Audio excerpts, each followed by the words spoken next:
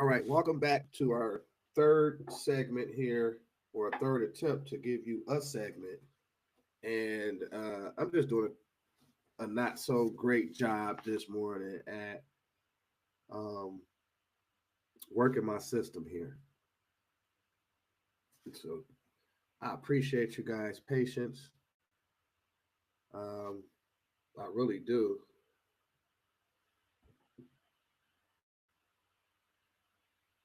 Let me get this back set up. Yeah, so unfortunately, we had two major. Sometimes you got to smile at things. These are challenges, right? So I want to apologize to you guys um, for those technical difficulties. You know, the my system literally just went dead. I looked and I thought it was charging or charged up, uh, but it wasn't. So I just lost you guys again. Broke your focus again. Um, First time I hit the wrong button. Second time, the equipment went dead. So and why is that? Because I was so stimulated, so excited to have found or felt that spiritual presence within me, right? Because if because that's what I was really talking about your heart chakra and all of that stuff. And it's like, dang, as I continue to study, because I was telling my wife, I was saying, hey, I feel a lot of hate in my heart. I don't feel love. I feel hate. And I started to express to her where that hate was coming from. And it was coming from, my experiences that, projects and business and basically disappointment, right? Disappointment, rejection. Um, I felt like, not just felt, but I experienced discriminatory behavior towards me, towards what I represent. They tried to attack my dignity. They tried to downplay our value. They tried to, and I say they. I keep saying they. And I said, for the life of me, I cannot find. I've been fighting to find the frequency, not the bag. Right? I look at my. I'm not looking for the bag. I'm not looking for the plug. I'm not looking for none of the physical stuff a person would say. But it's more so for me, the spiritual is the frequency. What frequency was that? Now, challenging myself to answer that question. What frequency was that? That was an amazing frequency to hold on to tap into. Number one, the key is how do we hold on to that frequency? Because man, it was the world opened up to me. It is like everything that I thought right, with intentions manifested itself, literally. And it not only benefited myself, but it benefited everybody within our sphere of influence. I seen a whole city become beneficiaries of of my thoughts and the collective thought, because I had to lead a group of thinkers. And we had to sit down. It was funny because I was listening to Bugs. Um, I'm sorry, Bugs Hotel guys, phenomenal, wealthy guy, and I'll get you. I'll put his right name in the comments or his IG tag. But it's my good. I don't know him personally, but I used to do some work in for his company when we was out here providing discounts and stuff like that to travel. But he said something that still resonates with me. He said, "When was the last time you locked yourself in a room with 5 to 10 people, and you did not leave that particular room until you figured out how to make $1 million?" Right? And that it touched me because it's like, wow, when was the last time that kind of effort was concerted? Was put out there? When do we? And I had to think back, right? And I said, wow, that's how. I had a group. I had a group of people all the time in a room, and we was figuring out how we was going to not only make $1 million, that's too light, but how we was going to resurrect our community. We had a community that was written off as dead and lost that seed. the city of Pontiac, right? These enemies of the state and the enemies from within destroyed our community. First, remember, everything is spiritual. So you got to be destroyed from within in order for you to lock into that frequency to manifest it as a reality. So you had to let somebody convince you, and then you had to, first of all, you had to convince yourself that this was real, that this person that was delivering this information to you, or what you've been seeing with your eyes, that's real. Hold on, is it? Is it real? Okay, because they can play tricks. In fact, it talked about that in the Holy Quran, Circle 7. It teaches us that about these human eyes cannot see things that are infinite. You can't. So you got to try. You're talking called the third eye now, right? So you got to go into your spiritual eye, that third eye, right? That's a real thing. This is what they call the seat of the soul. And so these are very important spiritual principles that must be adhered to or activated in situations where you're going through these different challenges. So before we can even dive into like,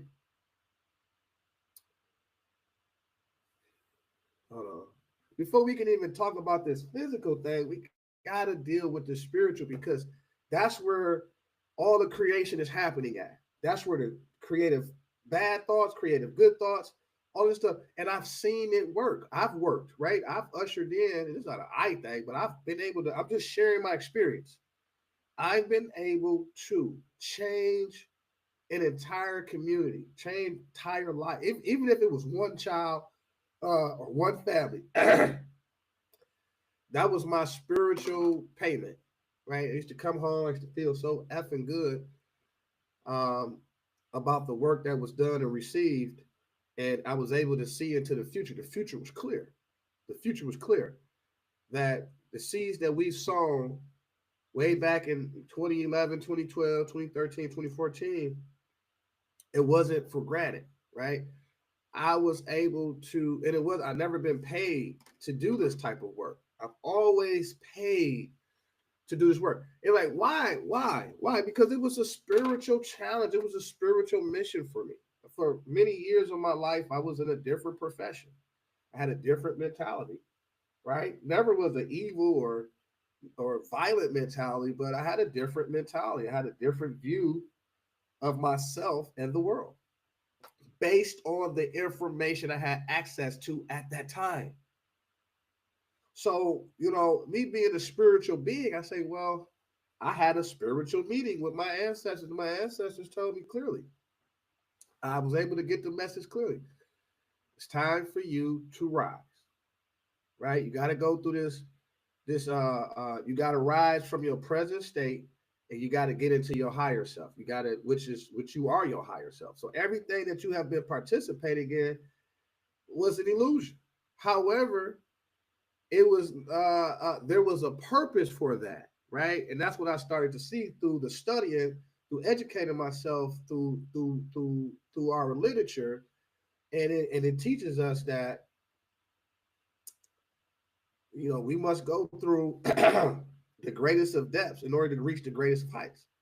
So don't look at your past as a negative. It was a stepping stone for you to head into the right direction, because you know now. And nothing can beat experience, right? You're like, no, I experienced that, dog. That was real. You know what I'm saying? And I know the sickness. I've started. I said, wait a minute. Oh, and the world opened up to me. I never forget this. I was in court, 2011, fighting a drug case, and and that's when I grew up, right? That's when I learned, and I didn't know much. I didn't know much at all about law, order, statutes, courts. I didn't know anything. I knew my nationality, right? I knew that on court paperwork documentation they had me identified as Black African American, and then I noticed that the paid lawyer Uh, Richard Taylor. But he told me, I said, Mr. Taylor, why are you referring to me as Prince Ravanna Miles? Right? I said, why would you change my name? That's not my name. That's not my name. My name is Prince Ravanna Miles Ill. And what he told me was I couldn't go in there. He said he couldn't represent that. He said he couldn't. He so basically, I had to. They were trying to force me to participate with fraud. And now in court law, that stuff matters. Every little line, every little technicality matters. It's called procedural due process, substantive due process, and every single American is guaranteed due process and equal protection of the law under the state's constitution. We're not talking federal. We don't need to talk federal. We talk state constitution. The state of Michigan is a nation state. It has an established constitution to designate it as a nation state. That's how I was able to have the designation as a nation state. Without the constitution, you're not even reckoned. You're back to a colony. So in order to come into the civilized world, we had to bring the 6 European clans into the fold of government. Go back to the Declaration of Independence and see what the plea was issued was about. They was not in the fold of government. They was being abused by government. And they said, well, wait a minute, what happened to our God-given rights? And so this thing became this thing is spiritual, right? I always like to say the Constitution is a religious document. That's why off the rip it says what? Congress shall make no law respecting the establishment of religion or prohibiting the free exercise thereof. We ain't having a conversation about my religion. And then religion, to put it into a better space, right? It's the return of your heritage, i.e., more science, right? But this was a vehicle that we had to put it together in order to have it protected at law, right? Because that First Amendment kicks in. So I'm able to use my divine constitution and bylaws because it's a trust. So now you start talking about a trust. Oh, trusts are recognized. Religion is recognized under the Constitution in the United States of America. So the moment that I seen, how did you learn all this? I had to go through trials and temptations manifold. I had to self-educate because I had to fire the lawyer after he told me, "Hey man, I can't represent that." I said, "Huh? So you're gonna change my name? You're gonna give me a fake race that violates my creed, and that's inappropriate." None of my family are Black, Negro, colored people. Everybody's Moors since the first generation of Moors. Since the first opportunity we had to get from up under that enslavement era, we absolutely reattach to our creed, principles, heritage, etc., which is lawful. Why would I be operating under another man's name? Why would I be moving around as Jones, Johnson, Smith? You know what I'm saying? Like, if you go into the history of those families' names, their brands, they're going to say Duke of Normandy conquest. What does that mean? They conquered some people in their lands and then enslaved their descendants and then branded them in the 21st century. You're moving around in another man's name. And this process was inflicted upon enslaved people, conquered people, unfortunately. But we're in a very heightened era of consciousness, right? They just said we just moved out of the age of Pisces, and we over here in this space now where innovation is there and truth is there, astrology is there, numerology is there, the science is there. We're back to the science.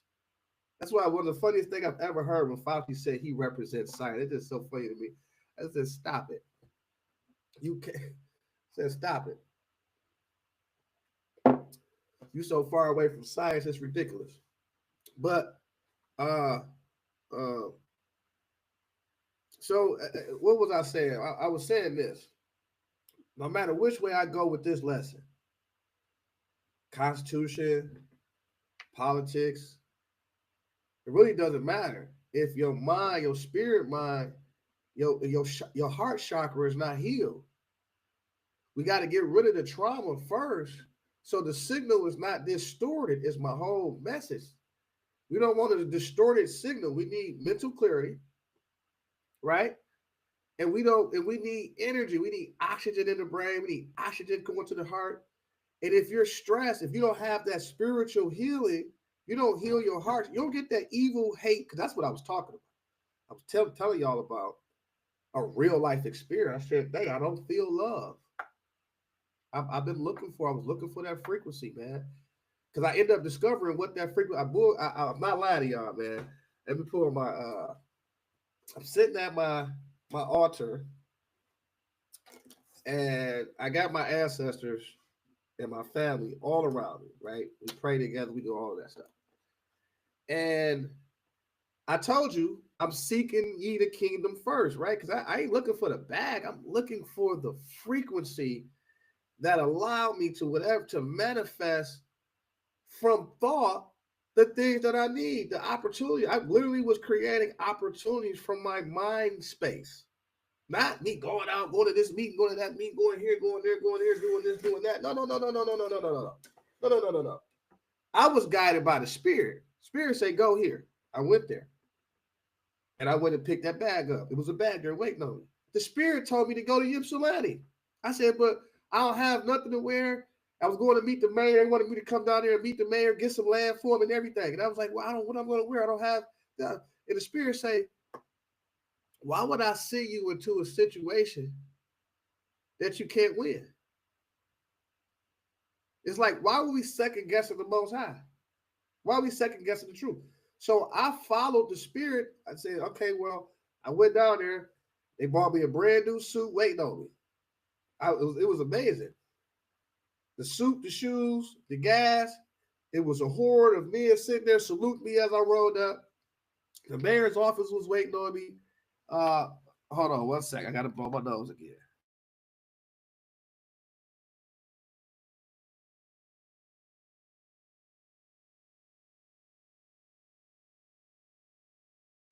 This stuff is oozing out of me. Some herbs is heavy, but woo, that was a tough one right there.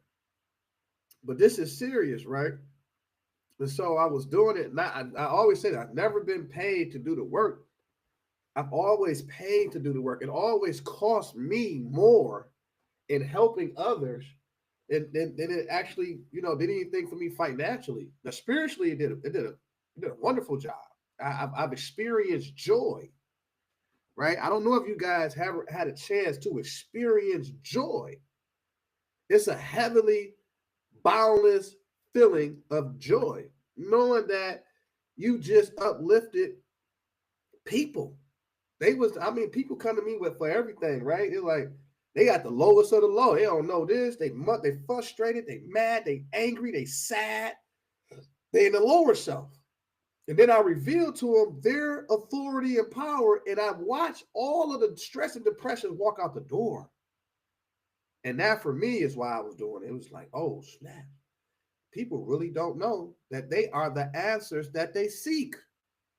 But because of the fraud that's been bestowed upon the Asiatics of America, and let's say with fraud, the sellouts, there's a lot of selling out. So tremendous amount, as you all know, we all know what propaganda is today. It's a war tool. It's literally a war tool, right? And we will not accept everybody else in our country, in the world, have a nationality, have a national descent. And then when you get to this particular group of people, you're like, well, they're black people, they're descendants of slaves. Man, what are you talking about? What is that? That's a it's just like it's just like this, y'all. When you suing the the consumer reporting agencies, these private companies that got access to your private property without permission from you. So only thing that matters. They gotta have permission from you. And you start looking at all these what are those natives? These are actually derogatory terms that hurt your credibility. So imagine that the term black is a derogatory term that hurts your credit worthiness, meaning you have no credit at law. Look it up. Civil detour mortuus means civically dead in Latin. So when you got a people approaching the so-called bench banking is one of the same dealing with our wealth, which is secure, protected, and guaranteed by the Constitution. So if you are unfamiliarized with who you are, and then you're not aware that you're being psychically attacked to put us in this lower frequency, this lower vibration to develop this frequency, and then we are unable to raise to the higher consciousness to obtain the highest virtue in ourselves. And then all we left with is what you see today, a lot of unfortunate situations. So this is a great time as we are in this what they call a collective shift, a collective conscious thought shift. So you're like, well, wait a minute, why? Hey, I seen Trick Daddy get on there, the brother Trick or Trick Daddy, whatever you want to call it. I say, man, why y'all keep calling me African American? Why y'all keep putting that? I ain't never been to Africa, and it might have sounded like he was speaking rhetoric. He wasn't. You meet a person from Africa, they say, well, hey man, what nation you from? I'm from Nigeria. I'm Nigerian. I haven't met a person from the continent of Africa that says I'm from Africa. I've never met a person that says I'm from Africa. That's from Africa. They identify the nation that they're from, the nation they descend from. So what is happening here on a large scale, global scale? Well, not really a global scale, a national scale. And it couldn't be global because I seen the Russian president reveal in there the oldest vault known to man, and you said there was a black Jesus in there, or people of black people of a biblical proportion. But he used the term, and I can't really say that he used that term because I don't speak Russian. Okay, so it was somebody interpreting what he was saying, right? And I believe in fraud. Like I automatically say it's some fraud going on because these people are intelligent.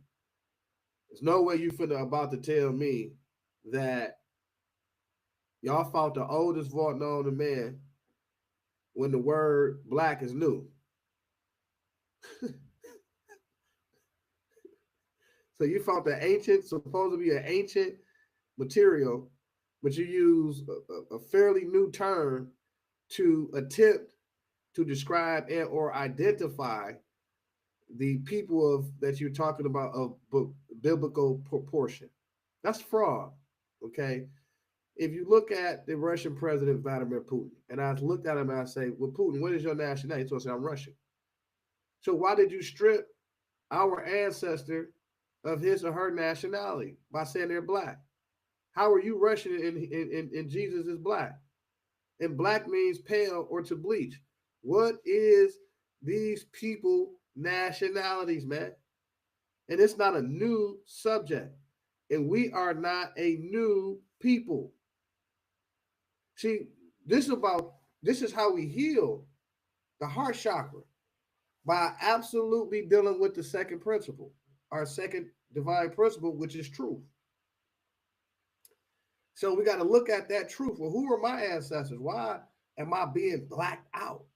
Right? I can't be black. We just broke all that down. Negro means monkey. Black means pale. According to etymology, black means pale. Look this stuff up too.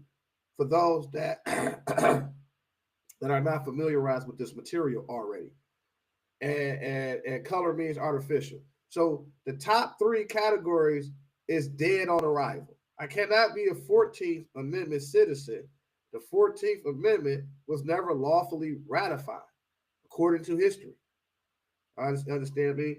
And there is no need, as our founding father, the prophet, the holy and divine prophet, Noble Drew Ali teaches us, has taught us, that the 14th and 15th Amendment, there was no need for the application of it to apply. Like when you go and somebody's born and the DHS agency come down there, agent come down there and try to have you sign some paperwork. which is an application under granted under the 14th Amendment, which established a fictitious venue, right, for corporate property, and they didn't put this together. And so now when you have a so-called what they call a birth event, they send their agents down there to put you back into the caste system, to put your child into this caste system. So you be careful when you looking at that paperwork, when you dealing with that paperwork, because that's important, that's essential, right? So there's ways that you navigate through that process if you're forced to, and there's other ways, there's alternative methods that's recognized by law that allows you to protect your religion. For example, that's when we start talking about this a violation of our religion. This in our customs and our laws, it prohibits us from being able to act under the 14th Amendment of the Constitution, what they refer to in history as one of the dead badges of law. And so when we talk about due process, procedural due process, substantive due process, equal protection of the law, and the Fourth Amendment, all of that stuff, we talking about the first 10 amendments. We don't need the Fifth Amendment predates the 14th Amendment. But again, like before, all of that stuff is physical. You can't even rise to the level of consciousness really through comprehension, through apprehension of what I just talked about in those lessons, if you are unwilling to spiritually heal. Right? So what did I do this week? I did a lot of yoga multiple times. I did a lot of praying or a lot of meditation. And I kept that conclusive with just a series of stress relieving activities, meditation music, looking to tap into that frequency. And so all those wonderful things I just identified, I couldn't get there because I had hate on my heart. Just a ton of hate, hate, hate, hate, hate. And I said it out loud. I'm saying it out loud now. I was like, man, I hate people.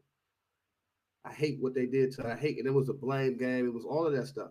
But I know that I gotta confront all of this shame, fear, regret, all of this stuff. What did you do to put yourself in that position? Right? And I had to confront myself with truth, with love, truth, peace, freedom, and justice, because I was looking to free myself from the lower frequencies of hate. Why am I only talking about hate? Right? It's crazy because it's like I go back and listen to myself and I'm like, wow, is that what you pushing? Is that what you marketing? It just seems like you're stressed and depressed and it to me, I could hear it. And that wasn't my spirit. It was like, no, I come from a happy place. I come from a joy state of mind. I wake up extremely happy and excited. And if I wake up opposite, meaning I'm feeling a little tired and restless, it's like, hey, what's going on? Right? And I looked at some of the things that I wasn't doing. I wasn't exercising as I should be. Uh, the meditation, all these things were not in, it's a key word here, y'all, in order. So the personal self was just not in order. It was all over the place. And that's where all of these different emotions come from.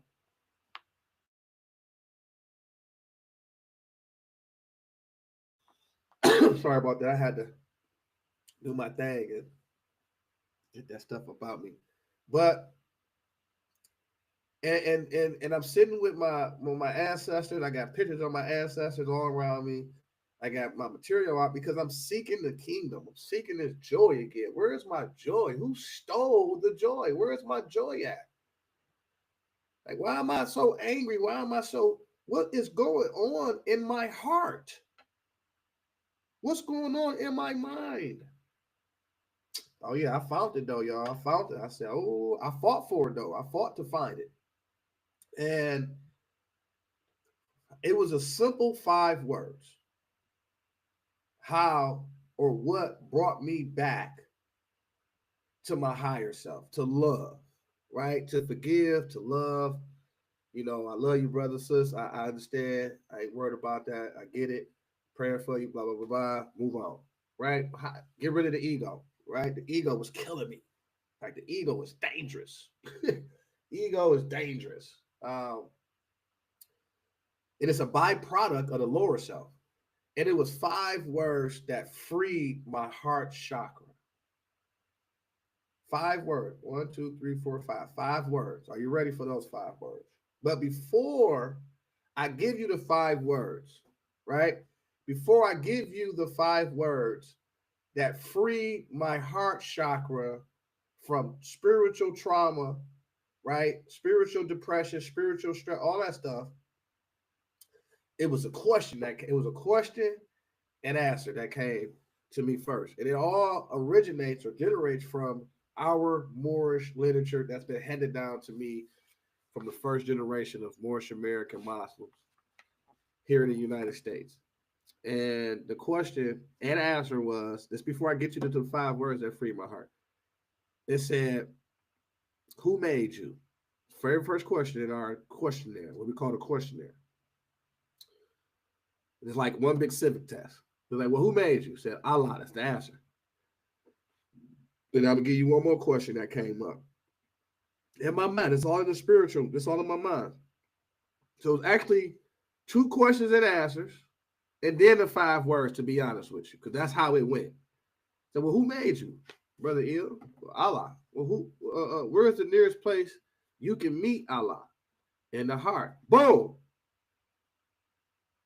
And I'm doing my yoga, and it started breaking down the heart chakra and how we're finna. I said, whoa, wait a minute.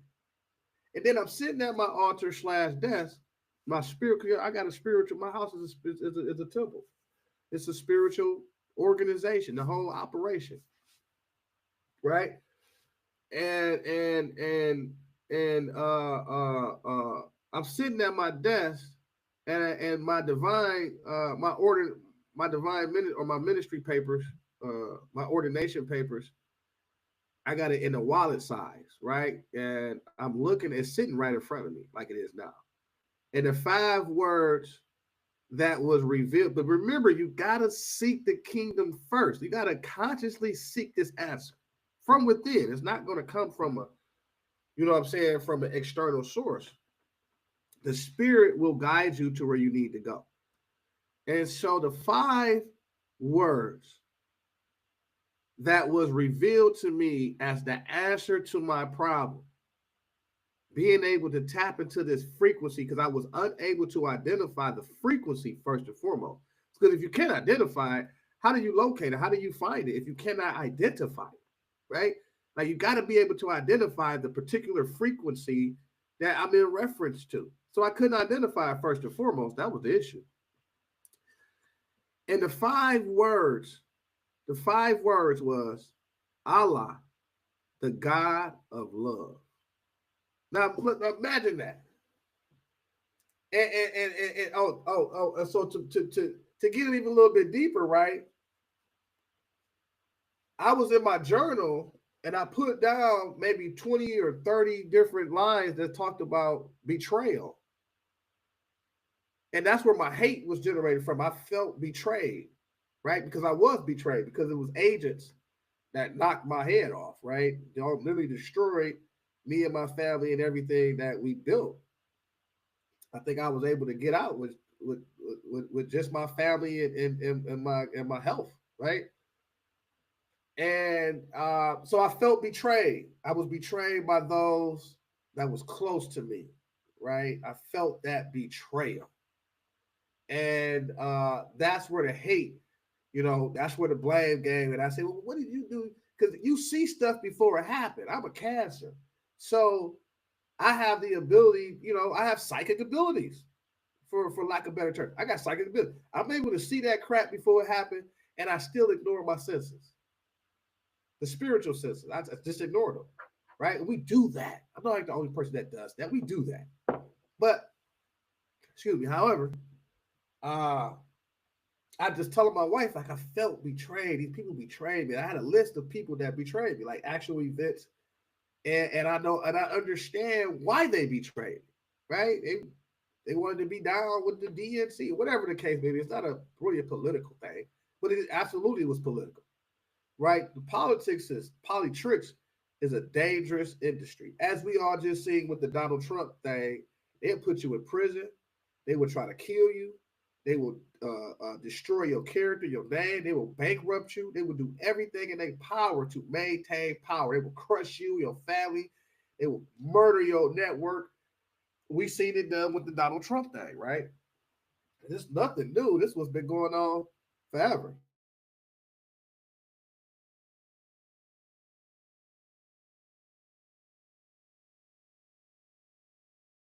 Blow my nose again. But so I felt that betrayal. And then I was studying in my Moorish literature, my Holy Quran, it says, basically, it's what it said. It said, it's better to steal in the sight of Allah than to betray. You understand me? And I was like, whoa. So the betrayal is a big term. That's a very big term in Moorish science, right? Because it's about loyalty. That's what the honor system is about. Giving honors, you loyal to your ancient ancestors and the principles and practices that were accepted by your ancestors and in alignment with universal law. It's about that covenant, that bond, that loyalty. So betrayal is a breach of that covenant. It's a breach of trust. It's a breach of contract, betrayal. And it's deep. It's a spiritual thing too. That mess with a person's mind. When we out here doing like, acts of adultery, we don't think about betrayal. Like you're betraying the trust of the person that you gave your word to be committed to. And they have trust, repose, confidence, and trust in what you said. And again, what is the best teacher? For you to experience betrayal. So you can actually know what that feels like to be betrayed. And it created hate in my heart. Absolute hate. Hated these people. Right. And I started that hate started to consume me and my thought process. And this new character came about. The language changed, the motion changed, the frequency changed. And I had to catch myself. I was listening to myself. I said, God, why is you sounding like you depressed?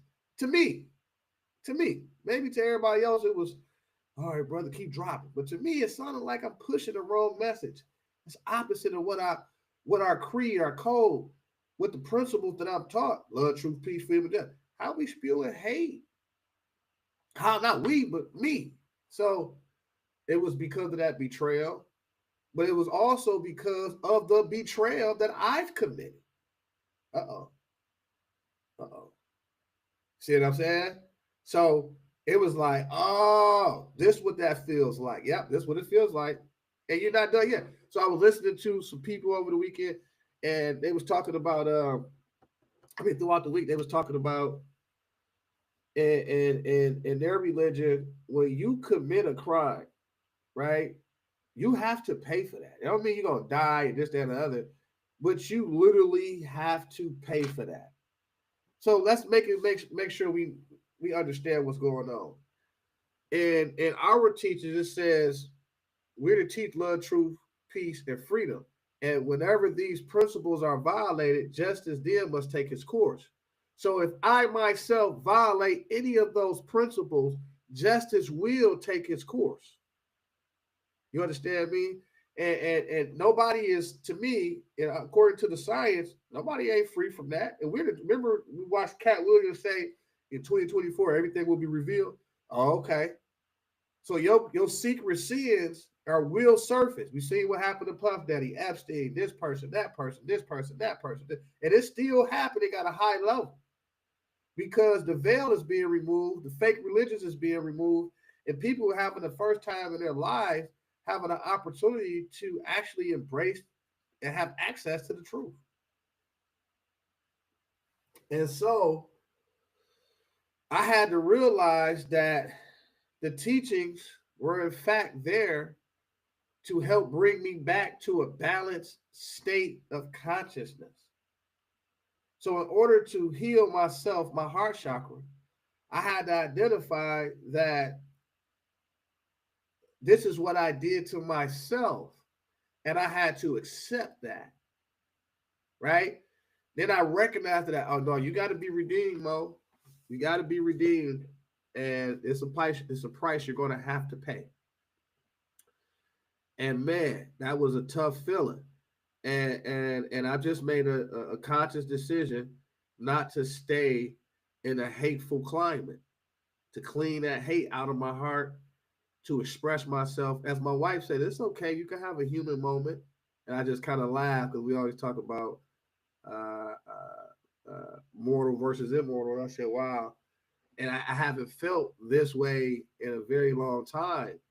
But it was a cleansing that I needed to go through, right? It was a cleanse. I needed to get rid of all the things that was attached to me being in this depressed state, to being hateful, to spewing hate, to get this stuff because it's making my mind sick, my body sick.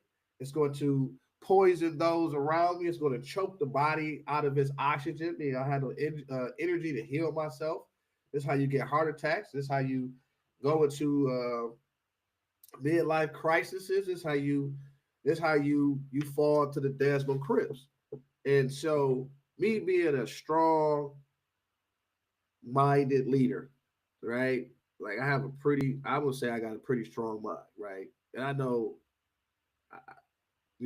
I would like to think, trust that I have a strong mind. I fought through it all, and I'm going to continue to fight. But I had to kind of take a step back in order to take a step forward.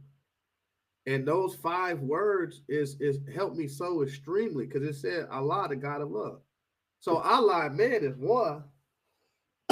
Excuse me. In our teachings, very first chapter, Allah and man is one. See, these are very important principles. So Allah and man is one. And then these 5 words over here say, well, Allah, the God of love. So how, me being Allah, how can I be demonstrating hate? See what happened?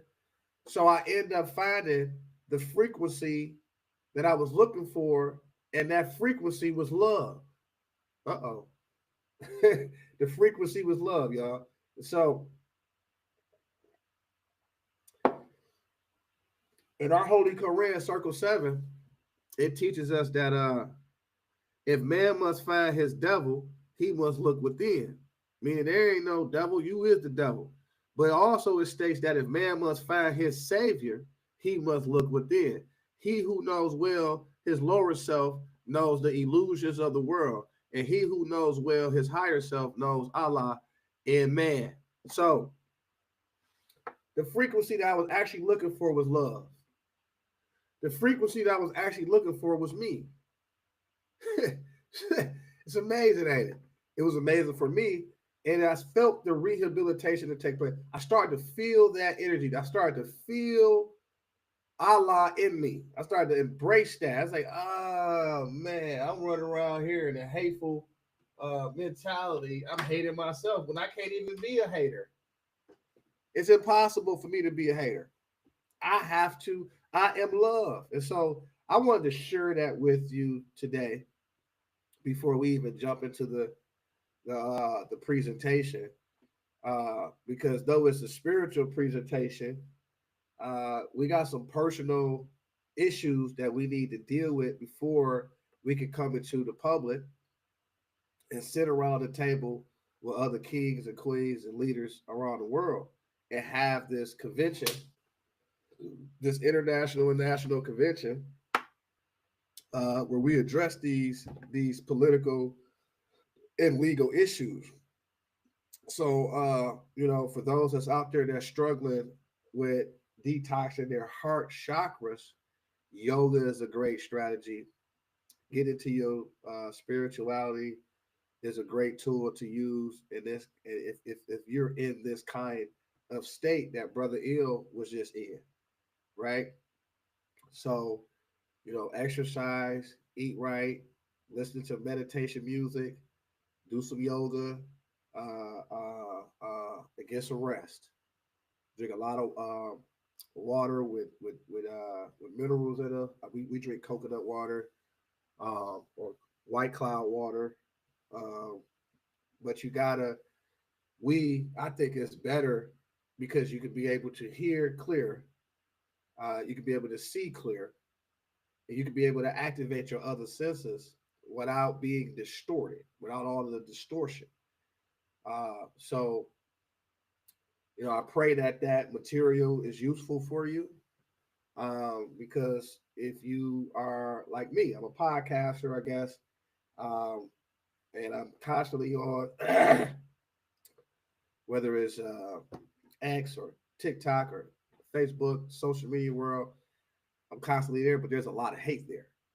And you don't want to let that hate consume who you are and turn you into a vessel of hate. So, this demonstration is about love. These brothers and sisters on here where you can see the screen, and you can always go to like my Spotify page. I still got some stuff out there. You can always catch me.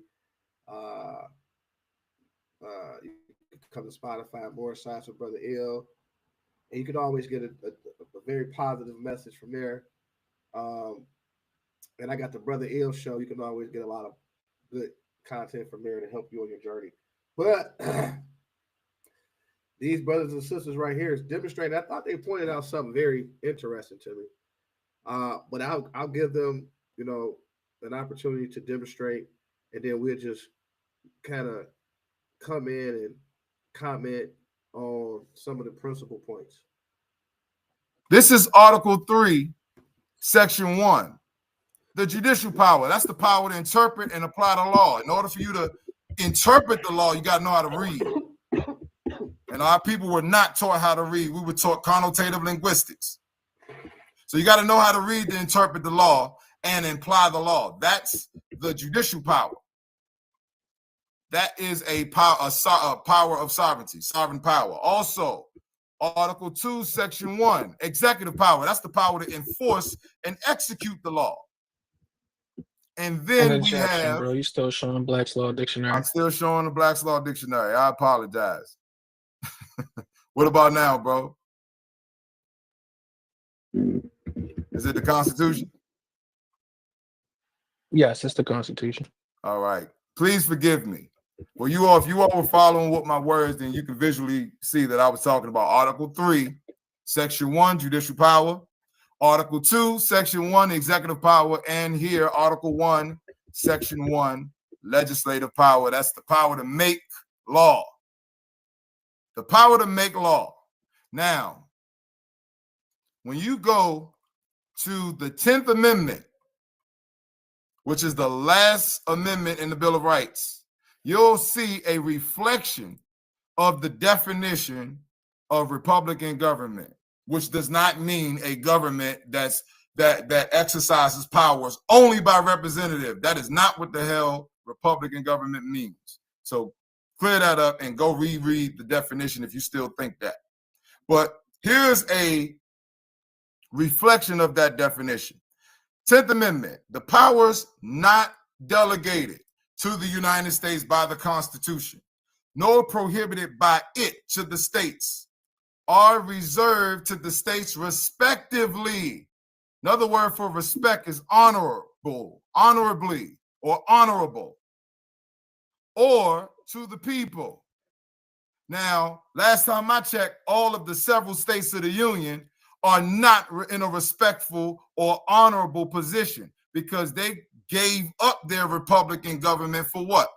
Democracy.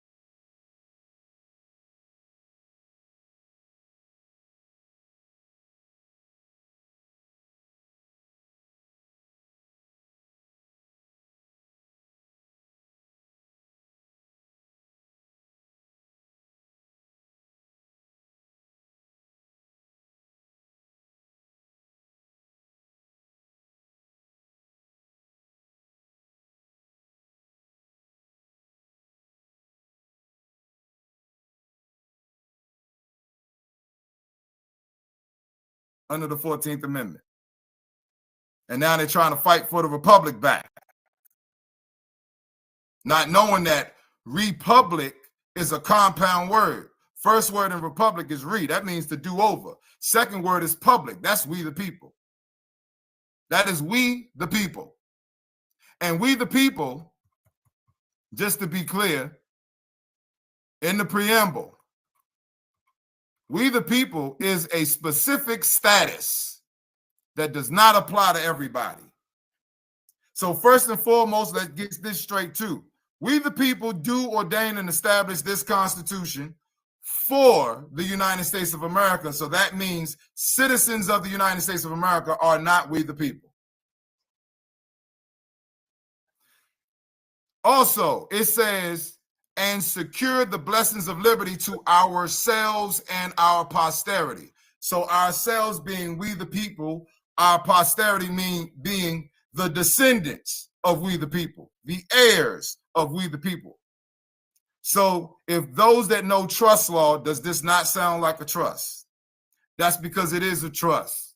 Not only is this a trust, it's an insurance policy. Not only is it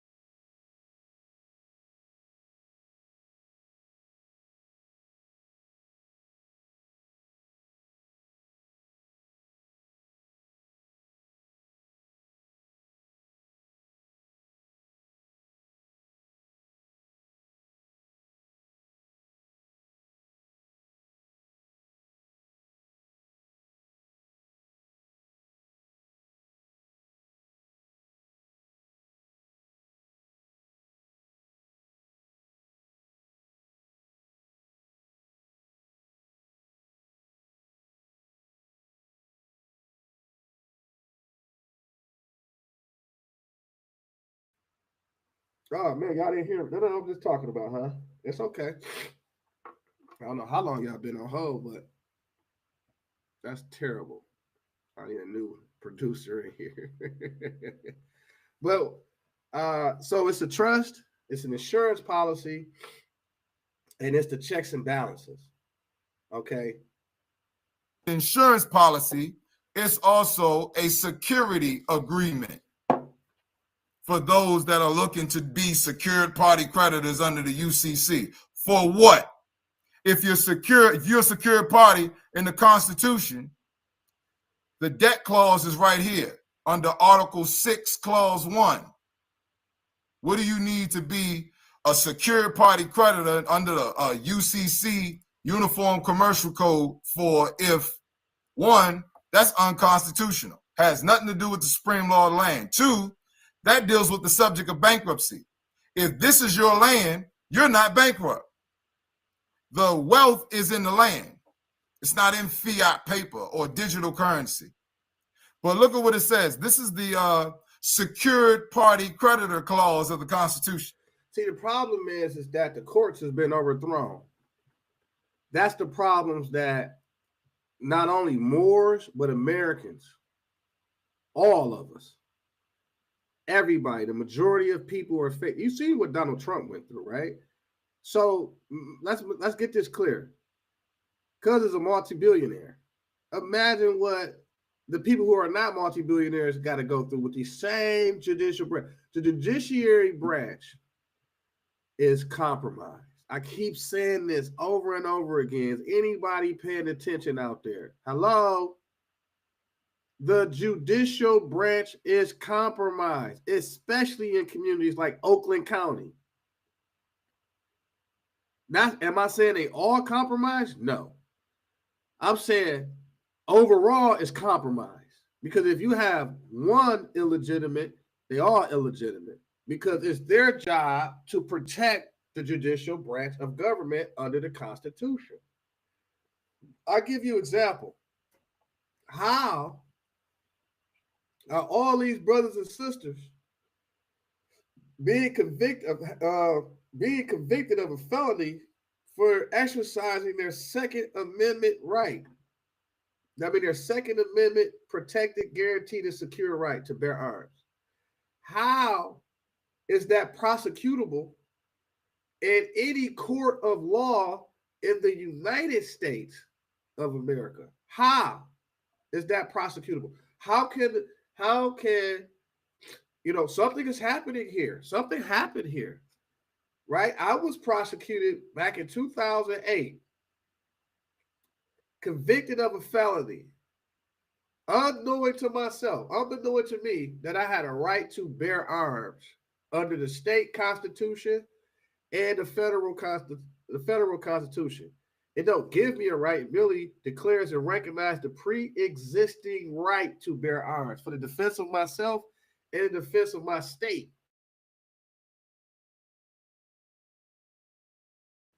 So we got to look at that. So Jessica R. Cooper should be brought up on to be charged criminally. I'm expecting this Trump administration and its DOJ to do what it said it was going to do. It's going to go after these individuals, investigate and prosecute them who have damaged the American people, violated their protected, guaranteed rights. How is this allowable in the United States? See, the United States ain't got no credibility. All this credibility is dead or was dead. You know, you go to Texas, they don't bother you about having I just had a case down there in Texas. They just threw out not for me, I was representing somebody else, but they threw out the gun case. Why? Because it's not a crime. It's just not a crime. It's just not a crime. But in Michigan, the Democrats, the DNC, they're going to prosecute you for bearing arms. And the only criminals is the dang on court and the prosecutor and the clerk and everybody who got their hands on that. That's illegal for sure. But if you don't have a federal government, a governor's office, for example, that's willing, the AG of the state, that's willing to go after these judges, if you don't have a judicial tenure commission that's willing to hold these judges accountable, then we are in trouble, and we have been in trouble. And it has cost us trillions of dollars that's been stripped from us. We've lost trillions in the courts because of this reality. The courts are compromised. They have no allegiance. They have no loyalty to the Constitution, to we the people. And all of it's allowable because we're allowing people to say that we're black on paper. Black means pale or to bleach. Colored means artificial. So now I'm artificial. The Constitution doesn't even apply to me. It takes me right into the 14th Amendment, to this artificial venue where I could be managed, regulated, public with public regulations. And it's tough. It's tough from that vanity point. But they're gonna, I don't want to do all the talking. I'm gonna let these beautiful people talk to us in the Moorish language. Article 6, Clause 1. Look what it says. All debts contracted and engagements entered into before the adoption of the Constitution shall be valid against the United States under this Constitution as under the Confederation. So if we the people in the preamble are still holding debts and engagements against the United States of America that came prior to this Constitution, then what does that make we the people? Secured under Article 6, Clause 1. That makes them secured party creditors. Creditor is somebody that's owed a debt. So if we're the creditors, then who's the United States of America and the citizens of the United States of America? The debtors. Thank you, brother. Don't believe me? Let's go to another supreme law of the land. Give me a second. I'm going to share. All right. So I'm going to study materials for Moors. I'm going back there. And I'm going down to the Articles of Confederation, which is mentioned in Article 6, Clause 1. This is the Articles of Confederation. And I'm going to Article 4 of the Article. So let me intervene here. So this is why, so I don't want to confuse you. I say study the Constitution, but also realize the Constitution has attachments. It's a birth certificate for sure.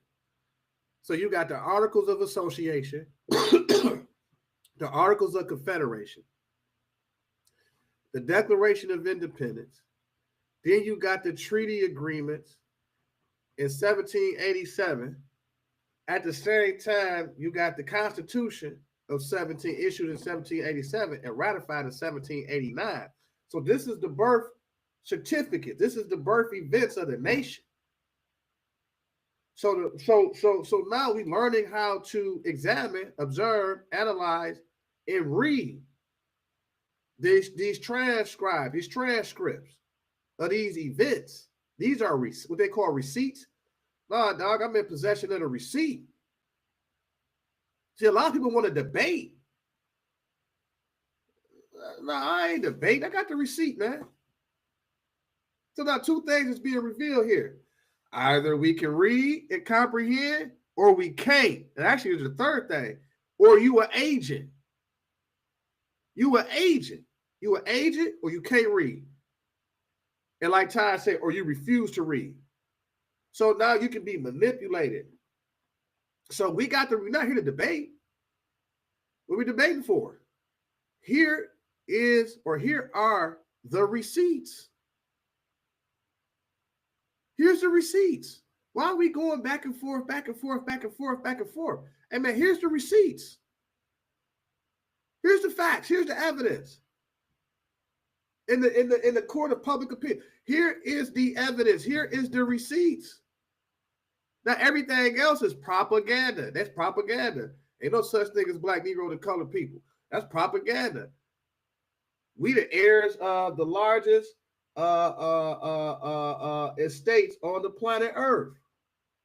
North, all the way down. So I'm gonna let the brothers keep going. I just wanted to point out those attachments to the Constitution. And the Constitution represents and reflects all of those documents we just identified: the Articles of Association, the Articles of Confederation, the Declaration of Independence, the treaty agreement between the Moorish American Treaty of 1787 was brought back again in 1836, and then then the American Constitution for the United States in 1787, ratified in 1789, included but not limited to the first 10 articles of the Bill of Rights. And I think that was like 1795. Don't quote me on that. But so it's not a, I know you probably thinking like, dang, that's a lot. That ain't a lot. That's light. That is light. That's going to take you 30 to 45 minutes at tops to read, study through that process. It's not a lot. It's just, if you know anything about business, it's just it's the legal documentation. It's the transcript. It's the receipt. It's the birth certificate. Articles of Confederation. And let me just show you also in the Constitution, real quick. This is Article 4, Article 4, Section 2. This is the Citizenship Clause. This is the true citizenship clause for citizens of the several states of the Union, contrary to the 14th Amendment. It says the citizens of each state shall be entitled to all privileges and immunities of citizens in the several states. It does not say citizens of the United States.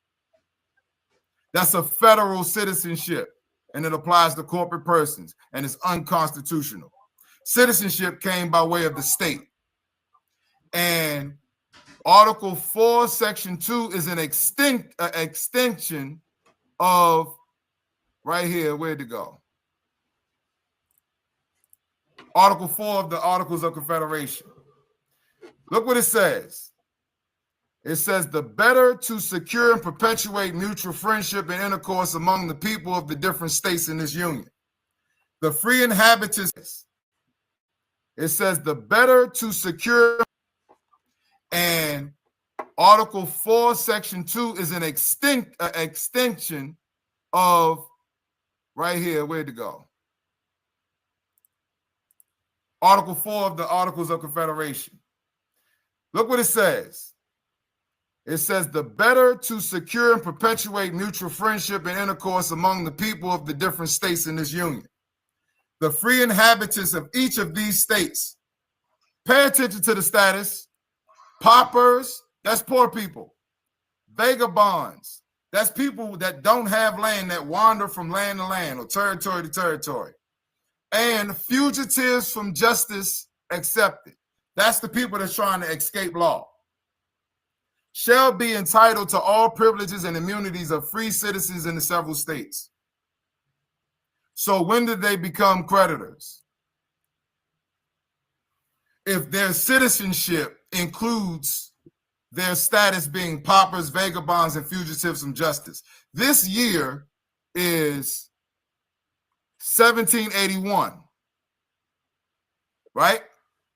It started in 1777 when they first started, when they convened in the Continental Congress, which Moors were the majority of, 35 Moors, right? We were the majors, because why wouldn't we be if this is the Continental Congress? People of the continent. It's not rocket science. It's real clear.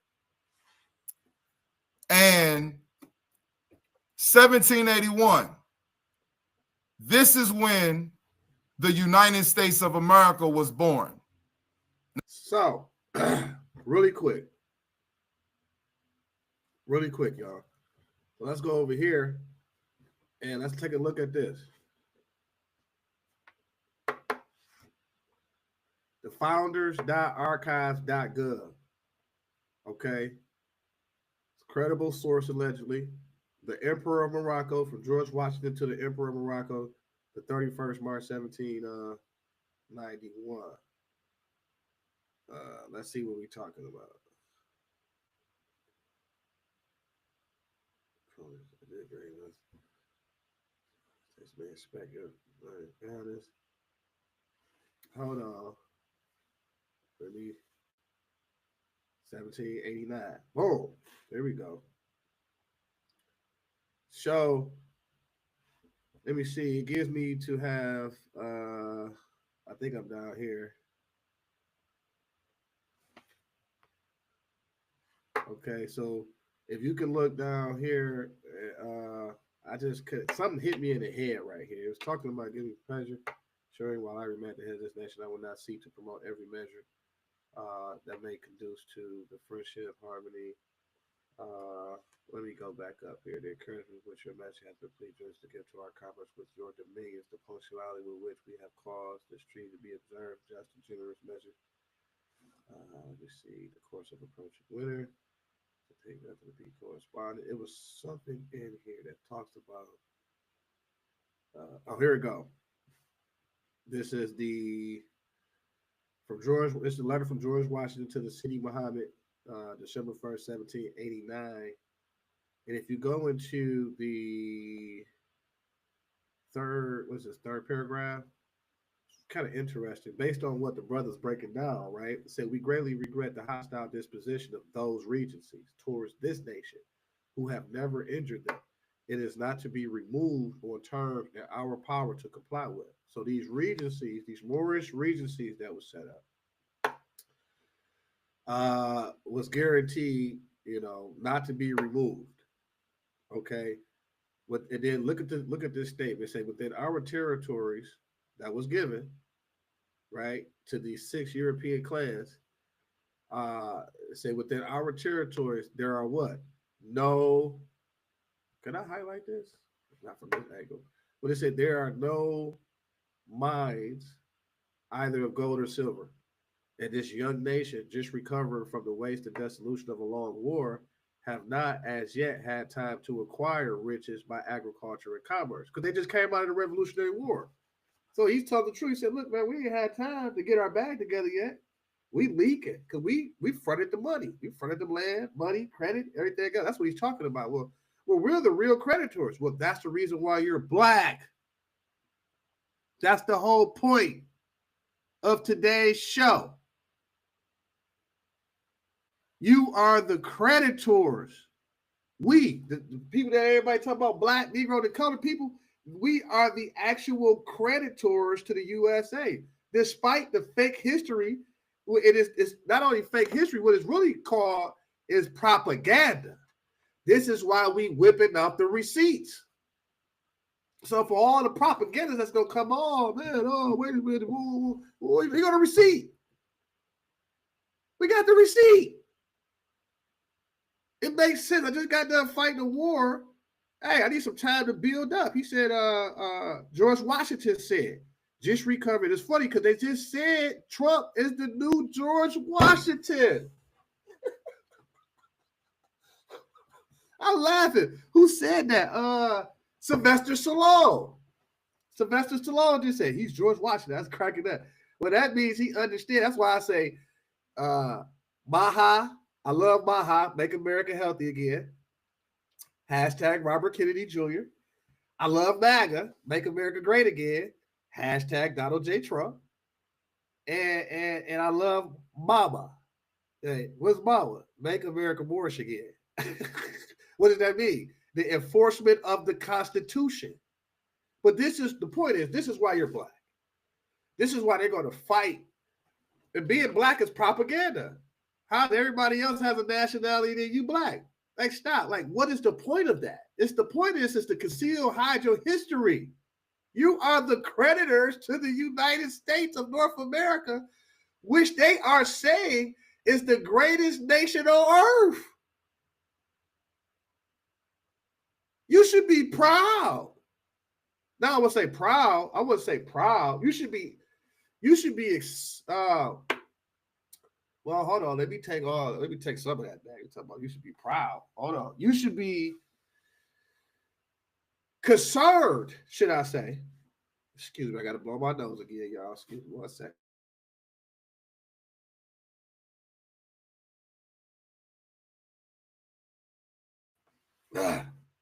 Woo! I'm about to bring this to an end, y'all, because it's over. They're still fighting me. But I'm gonna keep pushing though. I'm gonna keep pushing. But you should be concerned. You should be under the new incoming administration. Every single every single American that has been labeled as black, Negro, and color should be on the Trump administration DOJ head for religious violation, constitutional violation, contractual violation. You should be seeking damages, restitution, reparations, etc. Because this is a breach of contract. This is an international violation. This is a national constitutional, state constitutional violation. This is criminal. This is criminal. And these people, you have enemies from within. So your leaders are still pushing this black agenda. And we like, well, we debtors under that capacity. We're another fancy word for saying slaves. We operating still in slavery. We got another man's name that was put on us during the time of the enslavement period of free men and free women, the conquerors and conquest of our land. And we keep thinking that this is a system of somebody else. No, it's not. Our ancestors set this stuff up. And then they was betrayed. You know, we constantly been going through this betrayal because we did it to ourselves. Trying to help everybody else out.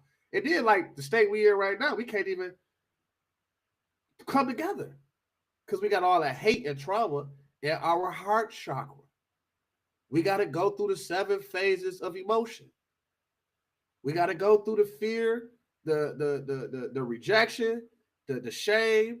We got to go through all of these different phases to bring us back into our higher self so we can deal with the issues. We can't be responsible in our decision making if we're hurting from within, because hurt people.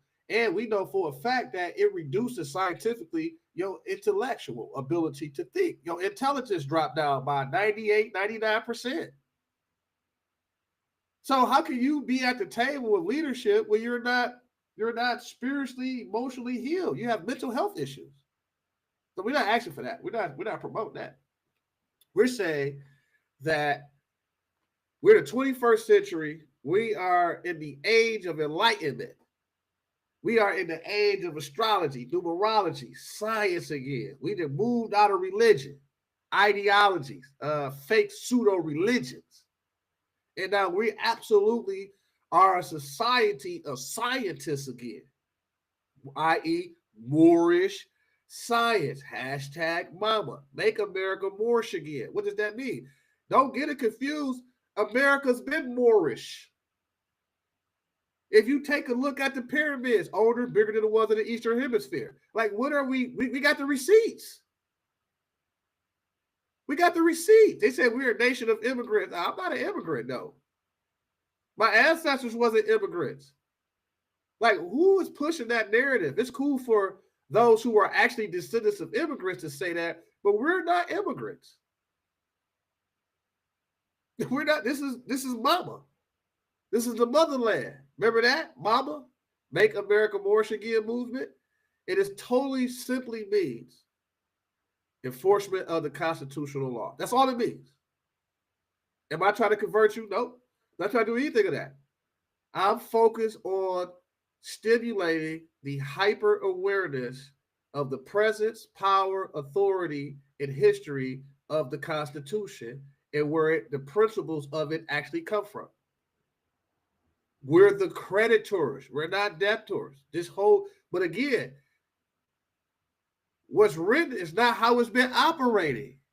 It's a de facto-ism that they got. The courts are compromised. They will not honor the Constitution. And we're going to get into why. But here goes George Washington backing up what the brother said right now. He said, hey, look, we just got out of a war And within our territory, there are no mines of either gold or silver. And this young nation, just recovering from the waste and dissolution of a long war, has not yet had time to require these riches by agriculture and commerce. But our soil is bountiful, and our people industrious. And we have reason to flatter ourselves that we shall gradually become useful to our friends, because we're the credit. We put them on, and they said, "Give us some time. We need an extension of time to get our back, for lack of better terms, to get our economy together. We haven't had time to put these guys in war. We need some time." And it's just a letter, this acknowledgement of a debt. It's actually what it is. It's an acknowledgement of an obligation. We know we owe you. Good looking. And if you even look at the next paragraph, it said, "The encouragement which your majesty has been pleased generously to give to our commerce with your dominion." So the territory that he's talking about in the previous paragraph, the soil that he's referring to, was actually gifted to them, was actually given to them via a security contract, a security arrangement, a trust arrangement, a constitution treaty agreement arrangement, and don't forget about those other documentations. That's important. But here's all the facts. When I say make America Moorish again, because America has always been a Moorish land. Just because you lie all the time, it still don't make the lie true. I don't care if you've been lying for 200 years, you still lie. So let's get this straight. This is the land of our ancestors. And we brought our brothers and sisters up, brought them into the constitutional fold again, so they could be law abiders. And denounce their allegiance to the people who was beating them up. Look at this. What are you talking about, Prutch? Read the Declaration of Independence of 1776. That's one thing I love about my patriots, man. They know their history, bro. The patriots know their history. The Moorish patriots know. All patriots know their history. But let's be clear. Let's read the next paragraph. It says, "The encouragement of which your majesty has been pleased generously to give to our commerce with your dominions. The punctuality with which you have caused, with which you have caused the treaty with us to be observed. And the just and generous measures taken in the case of Captain Proctor made a deep impression on the United States and confirmed their respect for and attachment to your imperial majesty." So that's why you see the dual seals on the back of the dollars. The United States is not an indigenous operation. It's like, what are we talking about here? An attachment to your imperial majesty. So you see the two seals on the back of the dollar, which represents two nations becoming what? One. But one nation has divine title of the land.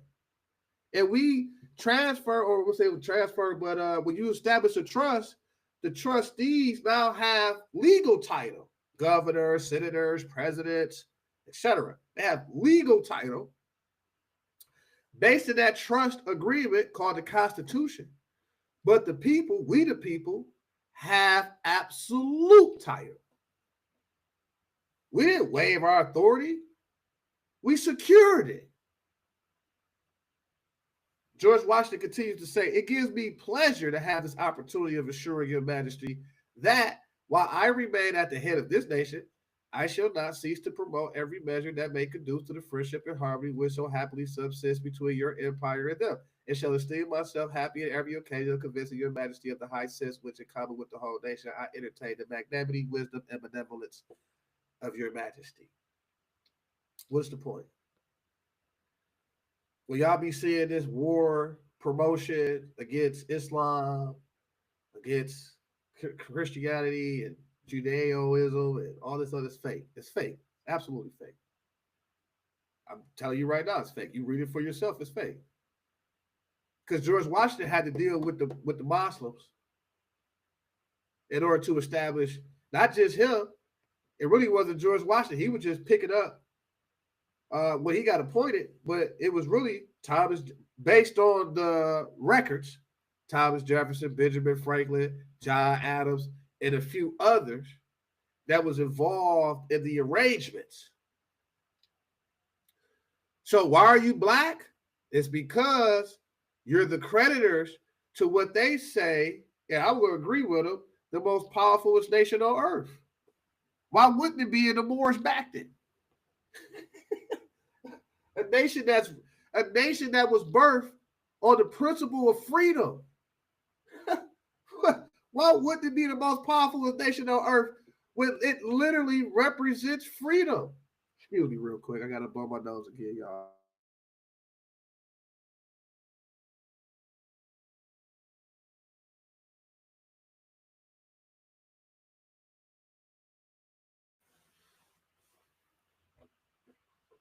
Not 1787.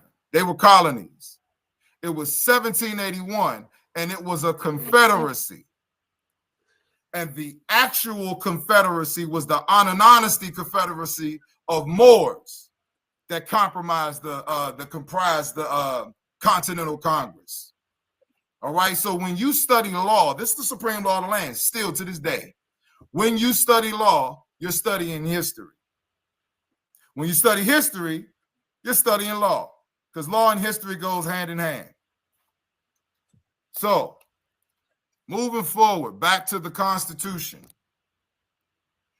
If you challenge, first of all, if your obligation as an Aboriginal. Listen, before he go on, you gotta, that was important, right? It's essential to apprehend that part. They're like, well, how did you learn the law, brother? I studied the history. Like, what history is that? The Constitution. It's a history book too. Because it takes you into the treaty. The treaty takes you, into the treaty, and then it takes you into the Articles of Confederation, Declaration of Independence, and not just the Moroccan Treaty, but as our prophet taught us on page 3 of the Holy Quran from the divine instructions of the prophet, he says the industrious acts of the Muslims of Northwest and Southwest Africa, these are the Moabites, Hamanites, Canaanites who were driven out of the land of Canaan by Joshua and received permission from the pharaohs of Egypt to settle in that portion of Egypt. In later years, they formed themselves kingdoms. These kingdoms are called this day Morocco, Algiers, Tunis, Tripoli, etc. But we know before contemporary times, it was referred to as the Moroccan Empire before it was broken up into these kingdoms, okay? So when I read that on page 3 of the Holy Quran of the Moorish Science Temple of America, Circle 7, Divine Instructions from the Holy Prophet on page 3, what did my mind say do? Well, let's go look up the treaties between the U.S. Algiers, the U.S. Tunis, the U.S. Tripoli, etc. So this ideology that the United States is a Christian country and all this other stuff is really rhetoric and propaganda, because we got the receipts. We got the receipts. I'm going to pull them up. I'm going to let my brother continue to cook. But the issue is that when I go into these treaties, Article 6 said the treaties are supreme law of the land. It gives you the history too. It gives you the history. So you're like, oh, wow, all this was going on. And then you traveling now. You traveling now. And to be an American in today's time, you need to know the history. This is the Enlightenment era. It's not the era of pseudo-religion no more. We listen to this guy talk and we don't ask no questions. We don't challenge anything. We just, whatever the pastor say. What? We don't live in that era no more.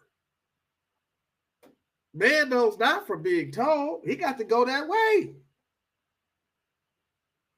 Man got to be the truth. Man is fruition. Man is the truth. You got to go. Man can only be what he knows. And if you ain't doing the research on yourself, then you could be in a lot of trouble right now. But it's a reason why they put you in this black status under the misclassification of race, because they want to conceal your national identity to continue to steal. It's really identity theft. That's really what it is. It's identity theft.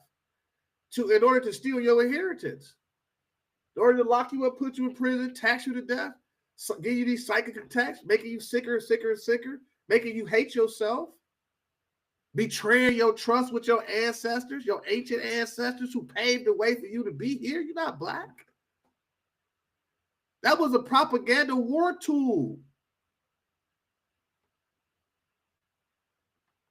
Moorish American, being part and parcel of this said government, is to obey the laws of the government and not overthrow the laws of the government. Then yes, if there's somebody claiming to exercise or represent the government and exercise powers of the government, they're supposed to be challenged, especially if they're representing a democracy and they're calling that a government.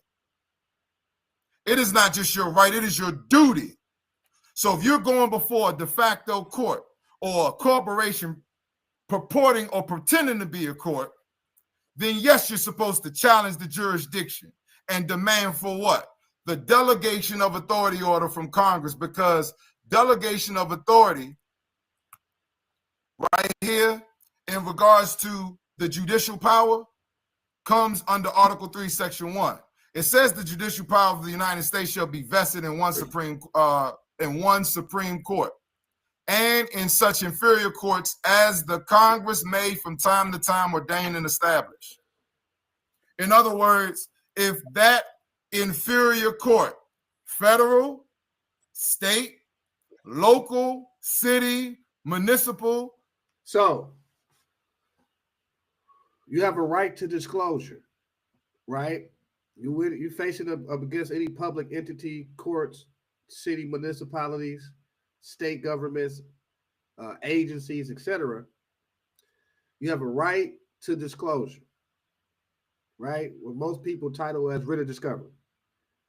And in that disclosure, I got a right to know what laws that you're standing on. What laws are being enforced? What jurisdiction are you operating under? Are you operating under a constitutional republic, or are you operating under a U.S. democracy, which is absolutely illegal? Absolutely. So that's important because a lot of people need to know that he's breaking down the Constitution, but the application need to be explained. So your most powerful tool outside of knowing these things, knowing the Constitution, knowing your history, etc., is knowing how to execute on the application. Meaning knowing how to apply the science. And so the notice becomes your biggest weapon. The notice, right? And you have to give notice in order to activate the law, because it's a due process issue. It's a procedure due process, substantive due process issue. And it's an equal protection under the law issue. So under that, and that's state, the federal government just the federal constitution is spread out throughout all of the states. But then each state has its own constitution that must be in compliance with the federal constitution. So in that execution of that application, you got to draft two documents based on my work. One, affidavit. Two, notice of the notice explaining what exactly is the purpose and function of the affidavit. The affidavit is a sworn statement. It's a sworn statement. It's a declaration. It's an affirmation of the facts. It's a document that set out only facts. Okay? But it is an exclusive, powerful tool that you got to use. So one, and it becomes the complaint. It becomes the claim. And then that notice is to bring them into the fold of proper government and law and order. So without these two, you're kind of in limbo because you need a notice. This is how you put them in a liability capacity because you was given notice. Now I can shut the lights off. Because before they cut your lights off, they got to give you notice of shut off. Why? Because the law demands it. Due process demands it. Because you need an opportunity to cure. Right? Notice, shut off. You got 7 days. Notice of eviction. You got 30 days to leave the property or to pay your debts. Right? So due process is well alive in America or in the United States of America or within the United States of America. So it's good, it's great, it's absolute to learn the Constitution, but right after that, you got to understand how to apply it because the courts are compromised. The system has been compromised. Y'all heard Trump. Y'all see what Trump told y'all already. It's compromised. The whole system compromised. They was able to use propaganda to actually get Pfizer warrants to not only raid the president, but to spy on his campaign and spy on his presidency. That didn't raise all alarm systems. I've seen worse than that, to be honest with you. I see these corporations like Lockwood Management in the Riverside prior to the new administration. I see them simply giving the police the keys to people's houses without a warrant. I said, that's illegal. They can't do that. It's robbing them of their due process. They just didn't expect me to see that part. Some staff member was just compliant and violating the tenant's rights.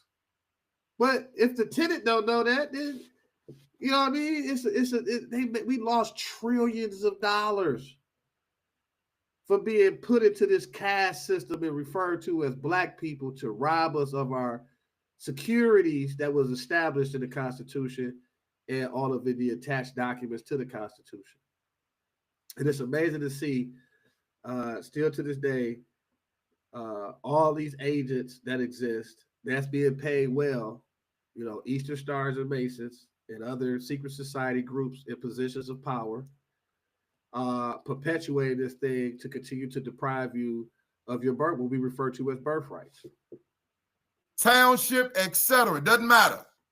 If that venue, that court was not ordained and established by Congress by way of a delegation of authority order, it is not a court. Therefore, you go to the 10th Amendment. And the 10th Amendment says the powers not delegated to the United States by the Constitution are reserved to the people. So who exercises the judicial power in that matter, in that issue? Who? The people. And that is your duty. Noble Drew Ali said, I gave you everything it takes to save a nation. Now take it and save yourselves. Because we done got ourselves in some deep doo-doo. And we the only ones that's going to get ourselves out. So I am honored to introduce the testimonies of my active and not passive brothers and sisters that have enforced the Constitution while defending their liberty and property. In other words, they refuse to give up their birthrights because they have accepted their great missionary work. So I want to start with the brother, McKinley L. Where you at, McKinley L? Can we bring McKinley L on? Right, okay, add to the stage. Brother McKinley L. Yes. Peace, brother. Salam alaikum. Alaikum salam. You ready to give your testimony, bro? Yes. So I'm going to help you out because I'm going to do most of the talking because a lot of the brothers and sisters, you know, they're not used to being to speaking before a crowd, you know, and before a camera. So, you know, I got my brother's back. I'm my brother's keeper. So I'm going to assist him in his testimony, him and everyone else that we're going to bring forth.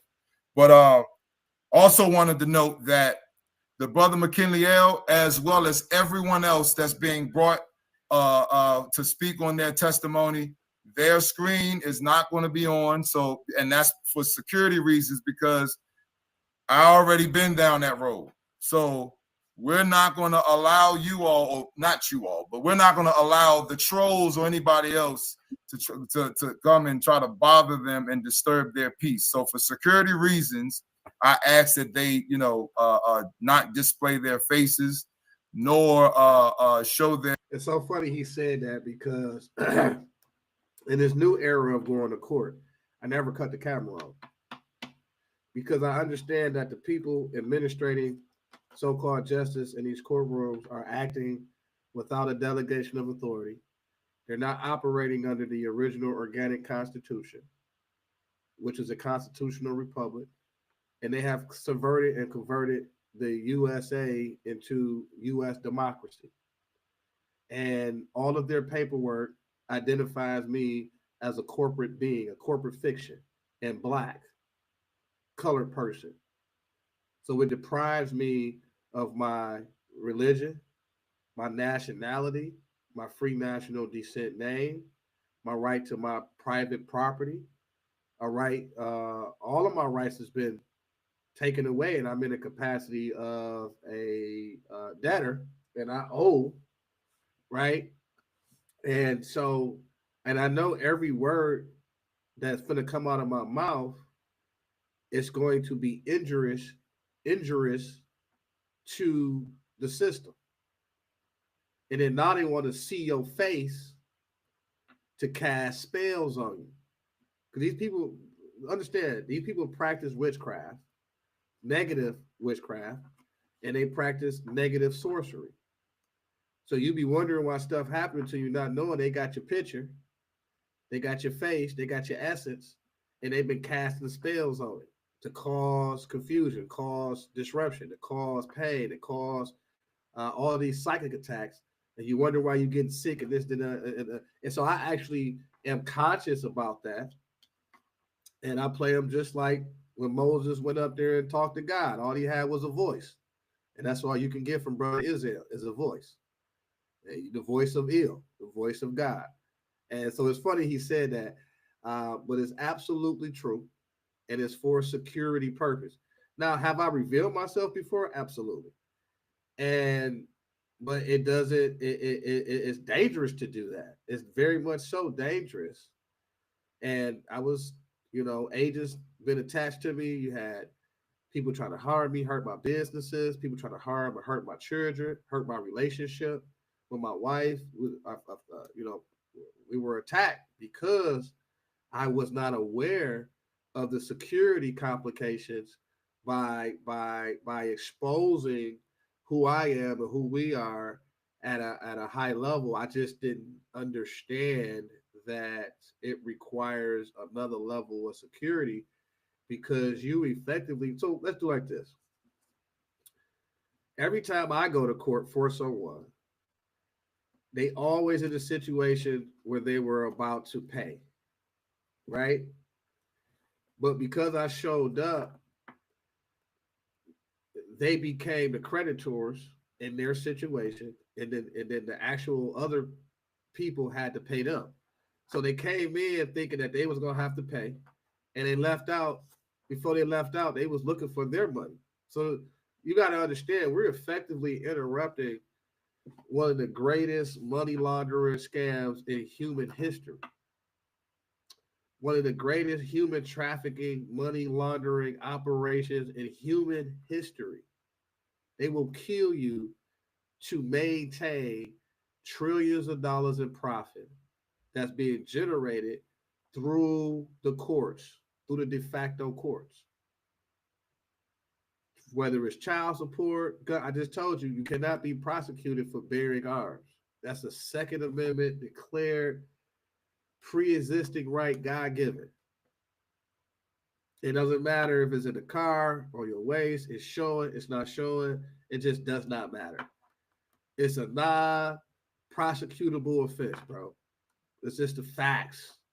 We got the receipts.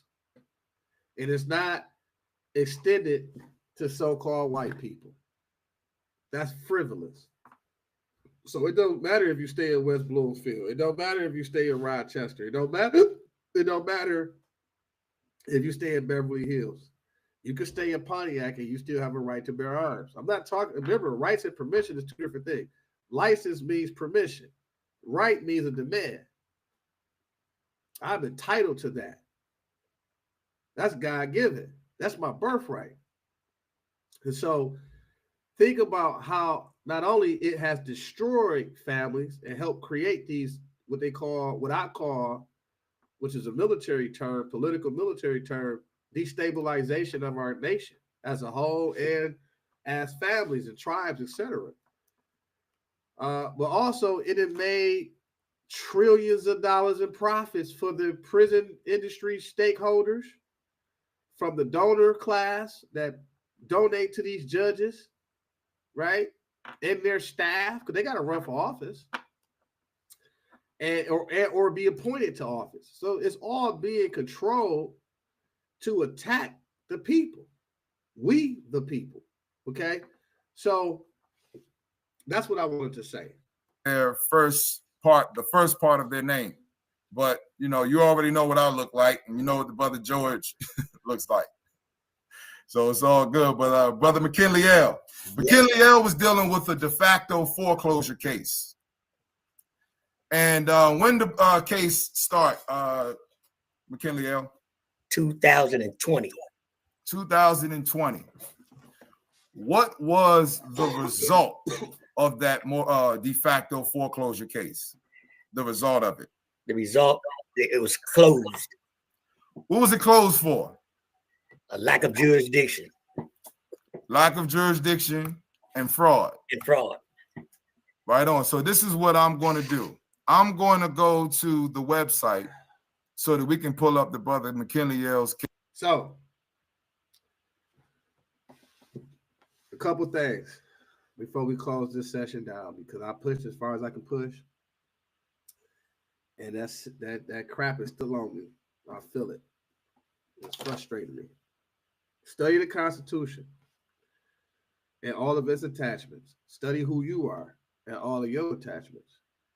But there's no people that are black, and there's a reason why everybody else has a nationality and they try to cover up yours. That's the point. Heal yourself. Heal yourself. Heal, get that hate out your heart chakra. All they do is point out hate to you. Slavery, Civil War, Civil Rights Movement, racism. Then you got which transferred to the BLM movement and LBGT movement.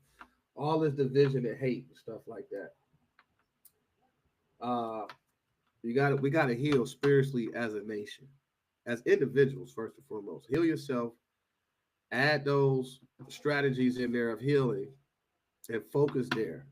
Okay, and I believe it will do you wonders.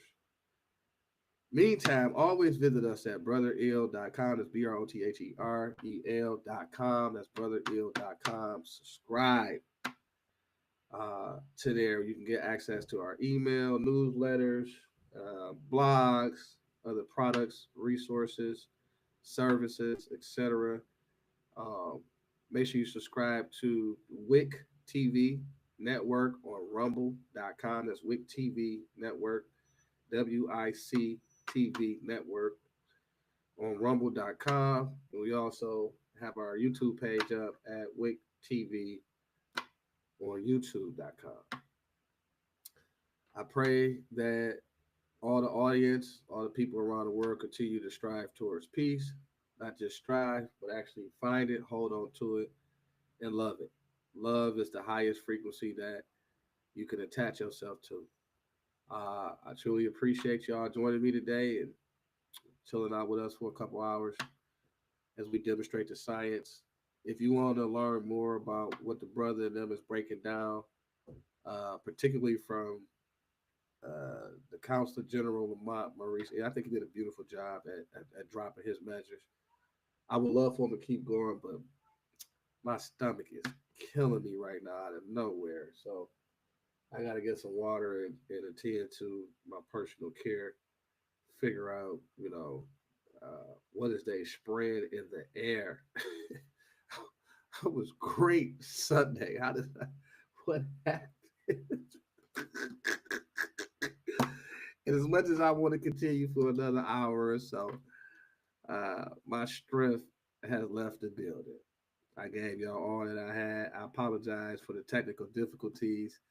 I had to stop on two different times on an accident. It wasn't intentional. And I pray that I did not interrupt the frequency because it was a very powerful frequency. Shit, we've been at it. Shoot, we've been at it for since what 5, 6 o'clock. They call it God hours. So you already know I don't know how to sleep. But thank y'all. We love y'all. We appreciate y'all. But there's a reason why they want to keep you black. There's a political, legal, and evil reason why they want to keep us in the black.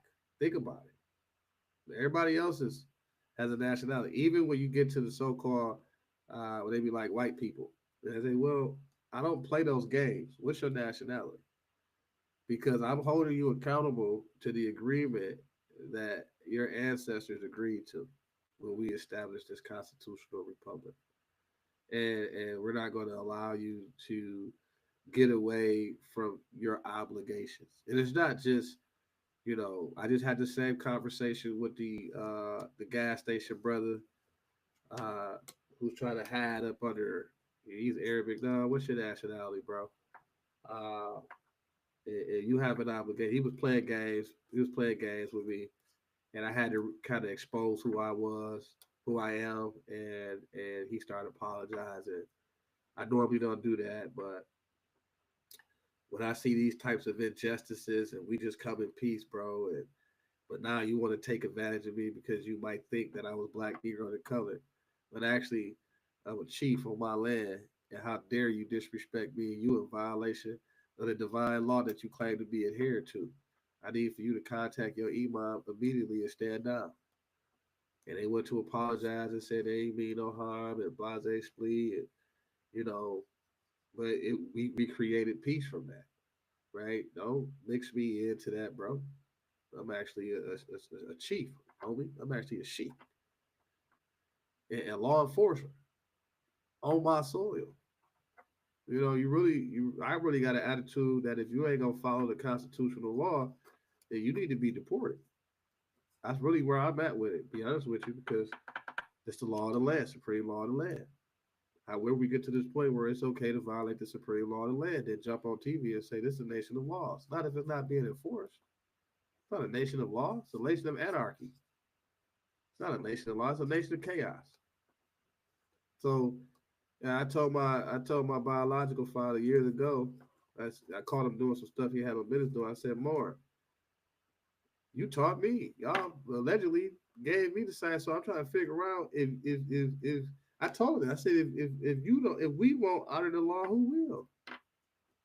We got to honor the law. We got to honor the system. It's our code creed. It's a code of conduct,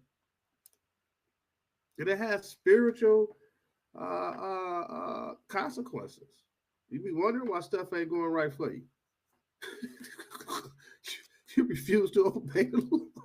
It ain't never gonna go right. If you eat something knowingly, if you consume something knowingly that's not organic to the body, what happens? You get sick and die. And that's been the case. And you're like, man, why is this happening to me, God? Well, you continue to violate God's law. He said already the herbs is for the healing of the nations. Why would you be going opposite? Like, come on, man.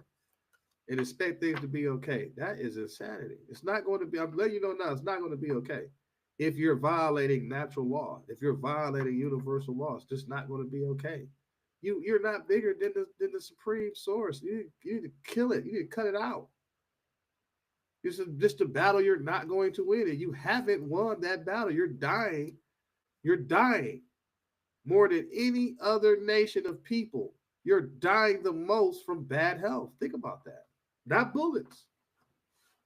Heart attacks, strokes, liver, brain cancer, AIDS, spleen, diabetes, colon, right? It's like, well, what's going on here? You keep violating God's law and think that it's going to be okay. It's not. It never has been. You're going to continue to destroy yourself in that type of immature state of consciousness or unconscious. So I'm happy that we're all here in a time of enlightenment. That means I ain't got to work so hard.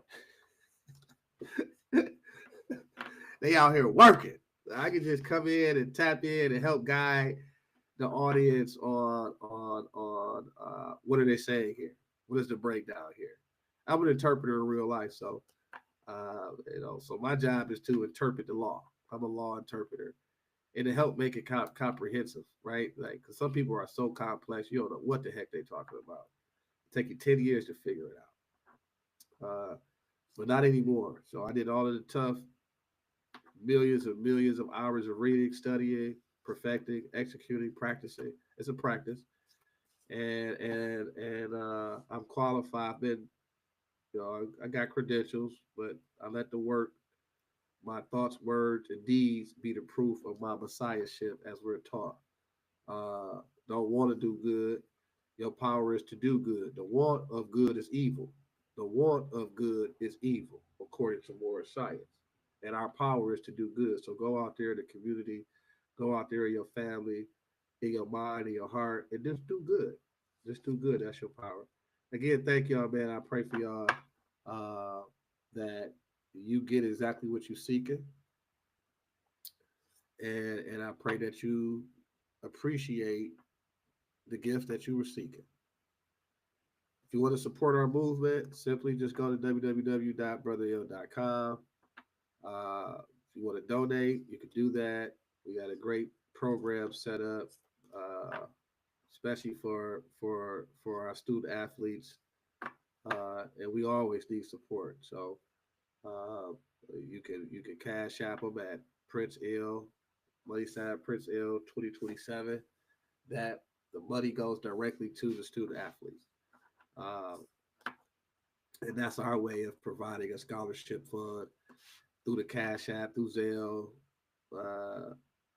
We never see it. It goes directly to supporting our youth, man, in their journey.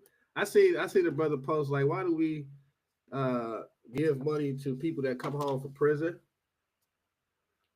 But the children that's getting ready to go to college, we ain't got nothing for them. That's interesting. So then we be crying about what the youth not doing, or how the youth was get killed and murdered and all this other stuff. Let's support them. Let's support Little Prince if you can. I come from an era, a family that supports humanity as a whole. We've been community servants. Both my mother, father, my grandparents, my great grandparents has been service to humanity. I'm just a fourth. What they say, I'm just a chip off the old block. So, Lil Prince always needs some support, though. Always need that support, and he appreciates the support. I appreciate it. The whole family do. So, thank you to all of our current supporter, past supporters. Truly appreciate it. I know that we might not see the eye to eye on every topic, but listen, I could never say thank you enough for the support that's been given to myself, my family. That's super awesome. I appreciate that. It is truly needed. So that's about it, y'all. I'm gonna say peace, and y'all enjoy the rest of your day.